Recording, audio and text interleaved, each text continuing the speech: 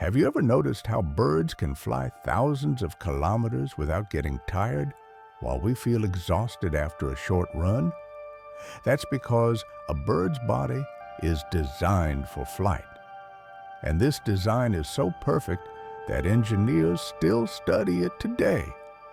Birds have hollow bones, strong but incredibly light. Less weight means easier flight. Their lungs work differently from ours. Air flows in one direction without stopping. Oxygen is never wasted. Their muscles stay fueled nonstop. Birds also have powerful chest muscles. These muscles don't just flap wings up and down. They push forward, allowing long journeys with less energy. And here's something amazing. Some birds fly in a V shape. The bird in front reduces air resistance for the others. This saves energy. Engineers use this idea in jet wings and car racing. Nature isn't just beautiful. Nature is a master engineer.